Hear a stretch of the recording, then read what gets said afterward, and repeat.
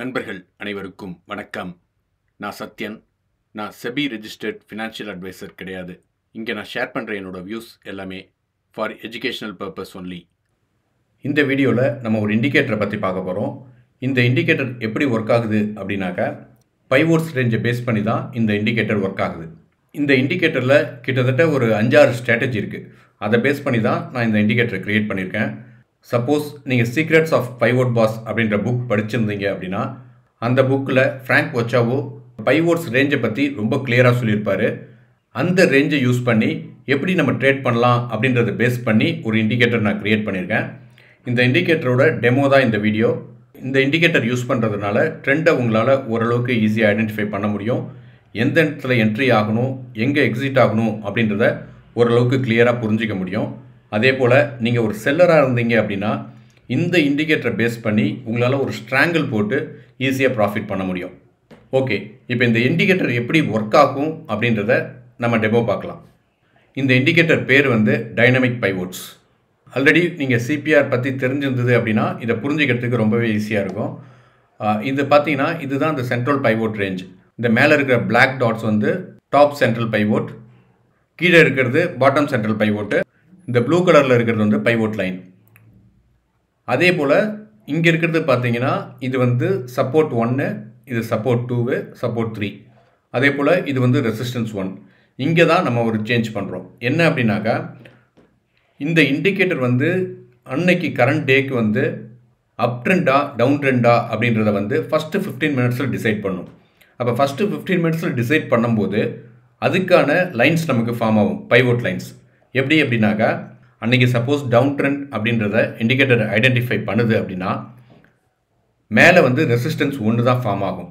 அதுக்கப்புறம் கீழே 4 support form ஆகும். சப்போஸ் அன்றைக்கி பயங்கர பியரிஷ் அப்படின்னு இருந்ததுன்னா 4 சப்போர்ட் உருவாகும். சப்போஸ் மாடரேட் பியரிஷ் அப்படின்னு இருந்ததுன்னா 3 சப்போர்ட் லைன்ஸ் உருவாகும். 12th டிசம்பரை பொறுத்த வரைக்கும் இண்டிகேட்டர் அன்றைக்கி மாடரேட் பியரிஷ் அப்படின்றத ஐடென்டிஃபை பண்ணனால கீழே பார்த்தீங்கன்னா 3 சப்போர்ட் லைன்ஸ் உருவாகிருக்கு. அதே போல் மேலே ஒரே ஒரு ரெசிஸ்டன்ஸ். இது என்ன மீனிங் அப்படின்னா, இந்த ரெசிஸ்டன்ஸை தாண்டி மேலே போகிறதுக்கான சான்சஸ் கிடையாது அப்படின்றத தான் இந்த இண்டிகேட்டர் நமக்கு சொல்லுது. அப்போ என்ன பண்ணணும் அப்படின்னா, இந்த மாதிரி ஒரு ஃபார்மேஷன் நடக்கும்போது இந்த லைன்ஸ் எல்லாமே நம்ம ரெசிஸ்டன்ஸாக தான் யூஸ் பண்ணணும். ஃபார் எக்ஸாம்பிள், இது ஒரு ரெசிஸ்டன்ஸ். இங்கேருந்து மேலே போனாங்க அப்படின்னாக்கா இதை ஹிட் பண்ணிவிட்டு கீழே வரதுக்கான சான்சஸ் இருக்குது. அதனால் ஒரு பொசிஷன் நீங்கள் ஹோல்ட் பண்ணுவீங்க இன்ட்ராடேயில் அப்படின்னா உங்களுக்கான சான்சஸ் டவுன் சைடு மட்டும்தான். அதே போல் கீழே வந்தாங்கன்னா ரீட்ரேஸ்மெண்ட் அப்போ ஏதாவது ஒரு பைவோட்ஸில் இந்த மாதிரி ஹிட் பண்ணுறாங்க அப்படின்னா திரும்ப அந்த இடத்துல நமக்கு இன்னொரு டவுன் சைடுக்கான என்ட்ரி சான்சஸ் இருக்குது. அதே இன்னும் கீழே வரும்போது இது ஃபஸ்ட்டு சப்போர்ட்டாக இருந்தாலும் நம்ம எப்படி இதை எடுத்துக்கணும் அப்படின்னா, கீழே போயிட்டு திரும்ப இதை ரெசிஸ்ட் ஆகும்போது ஒரு என்ட்ரி எடுக்கலாம். ஸோ நம்மளை பொறுத்த வரைக்கும் இந்த இண்டிகேட்டர் பியரிஷ் அப்படின்னு காட்டுச்சு, நீங்கள் இன்ட்ராடேயில் பொசிஷன் ஹோல்ட் பண்ணுவீங்க அப்படின்னா கண்டிப்பாக டவுன் சைடுக்கான என்ட்ரி மட்டும்தான் எடுக்கணும். அதே போல் இது பார்த்தீங்கன்னா இந்த ரெட் லைன் கேமரலா பைவோட் ரேஞ்சோட R3. அதே போல் இந்த க்ரீன் லைன் கேமரலா பைவோட் ரேஞ்சோட S3. இந்த லைன்ஸ் ரொம்ப இம்பார்ட்டண்ட் பாயிண்ட்ஸு. ஸோ இந்த பைவோட் ரேஞ்சை கிராஸ் பண்ணி, அதாவது இந்த கேமரலா பைவோட் ரேஞ்சை கிராஸ் பண்ணி நமக்கு ஏதாவது ஒரு ஆப்பர்ச்சுனிட்டி கிடைக்குது அப்படின்னா எய்தர் சைடு நம்ம போகலாம். எதுனா இந்த லைன்ஸ்குள்ளே இருக்கும்போது நம்ம அப் சைடுக்கும் போகலாம், டவுன் சைடுக்கும் போகலாம். ஒரு ப்ராப்பர் கேண்டில் சப்போர்ட் கிடைச்சதுன்னா எந்த இடத்துல என்ட்ரி ஆகலாம் அப்படின்றதுக்கு இந்த இண்டிகேட்டர்லேயே ஒரு சிக்னல் நமக்கு ஆட் பண்ணியிருக்கோம். அதையும் யூஸ் பண்ணி பார்க்கலாம். இன்ட்ராடே சிக்னல் அப்படின்னு சொல்லிட்டு இதை எனேபிள் பண்ணலாம். பண்ணிவிட்டு பார்த்தீங்கன்னா இந்த மாதிரி சிக்னல் கொடுக்கும். அப்போ இதோட ரெசிஸ்டன்ஸில் நமக்கு ஒரு சிக்னல் கிடச்சிருக்கு அப்படின்னா கன்ஃபார்மாக நம்ம என்ட்ரி ஆகலாம்.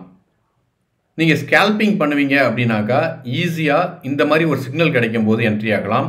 என்ட்ரி ஆகிட்டு ரொம்ப ஃபியூ பாயிண்ட்ஸில் வெளியே வந்துடணும். அப்படின்னா நீங்கள் இந்த சிக்னல்ஸை யூஸ் பண்ணலாம் ஸ்கேல்பிங்க்கு.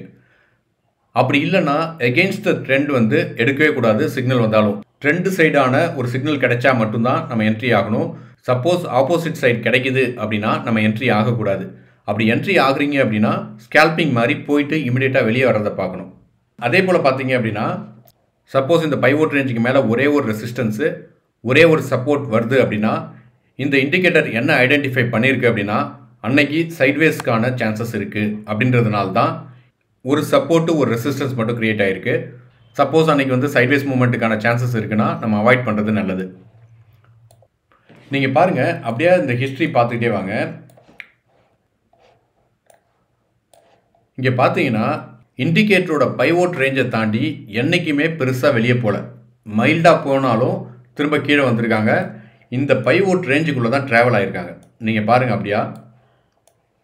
மேபி நம்ம எதிர்பார்த்த மாதிரி ஒரு புல்லிஷ் டேவாக இல்லாமல் இருக்கலாம், பேரிஷ் டேவாக இல்லாமல் இருக்கலாம். ஆனால் அந்த ரேஞ்சுக்குள்ளே தான் இருக்காங்க. இந்த மாதிரி டேஸ்லாம் பாருங்கள், கிளியராக வந்து மார்க்கெட் வந்து சைட்வேஸ் அப்படின்றத இண்டிகேட் பண்ணியிருக்கு. ஸோ இந்த மாதிரி இடத்துல செல்லர்ஸ் உள்ளே போயிட்டு S1க்கும் R1க்கும் ஒரு ஸ்ட்ராங்கிள் போட்டாங்க அப்படின்னா நல்ல ப்ராஃபிட் பண்ணலாம். இதில் வந்து மார்க்கெட் பெருசாக அதை தாண்டி போகல. 2 டேவுமே பாருங்கள், 2 டேவுமே நமக்கு வந்து சைட்வேஸ் மூவ்மெண்ட் அப்படின்னு தான் காட்டியிருக்காங்க. அது கிளியராக அந்த ரேஞ்சுக்குள்ளே தான் மார்க்கெட் ட்ராவல் ஆகிருக்கு. அதே போல் இந்த சிக்னல்ஸ் எப்படி எடுக்கணும் அப்படின்னாக்கா, இன்பிட்வீன் இந்த சிக்னல் வந்தால் இந்த சிக்னலை நம்ம கன்சிடர் பண்ணக்கூடாது. இந்த சிக்னல் வந்து ஏதோ ஒரு பைவோட் ரேஞ்சில் டச் ஆகிருக்கு. அதே போல் எந்த சைட் ட்ரெண்டோ அந்த சைட் நமக்கு சிக்னல் வந்திருக்கு அப்படின்னாக்கா தாராளமாக நம்ம என்ட்ரி எடுக்கலாம். இந்த மாதிரி இன்பிட்வீனில் எடுக்காமல் இருக்கிறது நல்லது. இந்த மாதிரி இடத்துலலாம் எடுக்கலாம். நீங்கள் பார்த்தீங்கன்னா இன்னைய டேவை பொறுத்த வரைக்கும் பியரிஷ் அப்படின்றத இண்டிகேட்டர் அழகாக காட்டியிருக்காங்க. அதே போல் சிக்னலும் இங்கே வந்தனால நம்ம இந்த கேண்டிலில் என்ட்ரி ஆகிருக்கலாம். நீங்கள் சப்போஸ் ஸ்கேல்பிங் பண்ணுவீங்க அப்படின்னாக்கா அழகாக இந்த 1 மினிட்டில் போயிடலாம். 1 மினிட்டில் எந்த இடத்துல இந்த சிக்னல் கிடைச்சாலும் கண்ணை மூடிட்டு நீங்கள் உள்ளே போகலாம். போனீங்க அப்படின்னாக்கா இந்த இடம் உங்களுக்கு வந்து சிக்னல் கொடுத்துருக்காங்க. ஸோ இதில் நீங்கள் என்ட்ரு ஆகுனீங்க அப்படின்னாக்கா இந்த பொசிஷன் போயிட்டு உங்களோட பாயிண்ட்ஸ் வந்து 15 பாயிண்ட்ஸ் வந்து ஸ்டாப் லாஸாக இருக்கும். நீங்கள் போயிருந்தீங்க அப்படின்னா அழகாக ஒரு 15 பாயிண்ட்ஸ் எடுத்துருக்கலாம். அதே போல் இங்கே பார்த்தீங்க அப்படின்னா இந்த இடத்துல உங்களுக்கு சிக்னல் கிடச்சிருக்கும். ஸோ இங்கே போனீங்க அப்படின்னா இதுதான் உங்கள் stop loss, 27 points stop loss. அப்போ இங்கே போனீங்கன்னா அழகாக ஈஸியாக ஒரு 30 பாயிண்ட்ஸ் எடுத்துக்கலாம். அதே போல் இந்த சிக்னல் கிடைக்கிற எல்லா இடத்துலையும் நீங்கள் ஈஸியாக என்ட்ரு ஆகலாம் ஸ்கேல்பராக இருந்தால். ஆனால் ஸ்ட்ரிக்ட் ஸ்டாப் லாஸ் வைங்க. இந்த சிக்னல் எப்போ யூஸ் பண்ணுவோன்னா இந்த மாதிரி ஒரு ரிவர்சல் டைமில் யூஸ் பண்ணுவோம். பட் இன்பிட்வீன் வரும்போது இது அவ்வளோ பர்ஃபெக்டாக ஒர்க் ஆகும்னு சொல்ல முடியாது. ஆனால் ஸ்கேல்பிங்க்கு ஒரு நீங்கள் பேங்க் நிஃப்டியில் ஒரு 10 பாயிண்ட் எடுப்பீங்க அப்படின்னா ஈஸியாக போயிட்டு வந்துடலாம். இந்த இண்டிகேட்டரோட டீட்டெயில்ஸ் வந்து நான் டிஸ்கிரிப்ஷனில் கொடுக்குறேன், இதோட லிங்க்கு. நீங்கள் போயிட்டு ஆட் பண்ணி செக் பண்ணி பாருங்கள். இந்த இண்டிகேட்டர் எனேபிள் பண்ணிவிட்டு நீங்கள் அப்படியே ஹிஸ்ட்ரி பாருங்கள். அட்லீஸ்ட் ஒரு 3-4 மந்த்ஸுக்கு பாருங்கள் எவ்ரிடே எப்படி ஒர்க் ஆகிருக்கு, எந்த இடத்துல ரிவர்ஸ் ஆகிருக்கு, சிக்னல் வந்து எந்த அளவுக்கு ஒர்க் ஆகிருக்கு. சப்போஸ் நீங்கள் ஸ்கேல்பிங் பண்ணுவீங்க அப்படின்னா அந்த இடத்துல என்ட்ரு ஆனால் கரெக்டாக உங்களால் பாயிண்ட்ஸ் எடுத்துருக்க முடியுமா, இது எல்லாத்தையும் பர்ஃபெக்டாக பாருங்கள். ஒரு 3 to 4 மந்த்ஸுக்கு ஹிஸ்ட்ரியை பாருங்கள். அது உங்களுக்கு சூட் ஆகும் அப்படின்னு தெரிஞ்சதுன்னா ரியல் டைமில் ஒர்க் பண்ணி பாருங்கள். ஸோ எந்த இண்டிகேட்டராக இருந்தாலும் நீங்கள் உங்களோட பர்சனல் ட்ரேட் செட்டப்புக்கு செட் ஆகுதான்னு செக் பண்ணிவிட்டு அதுக்கப்புறம் பயன்படுத்துங்க. இது ஒர்க் ஆச்சுன்னா நீங்கள் அதை பயன்படுத்துங்க. எப்படி இருக்குது அப்படின்றத நீங்கள் எனக்கு கமெண்ட்ஸில் சொல்லுங்கள். ஏதாவது சேஞ்சஸ் இருந்தால் நல்லாயிருக்கும்னா நீங்கள் உங்களோட சஜஷன் கொடுங்க. அது ஒர்க் அவுட் ஆகும் அப்படின்னா நம்ம மாடிஃபை பண்ணலாம். தேங்க்யூ.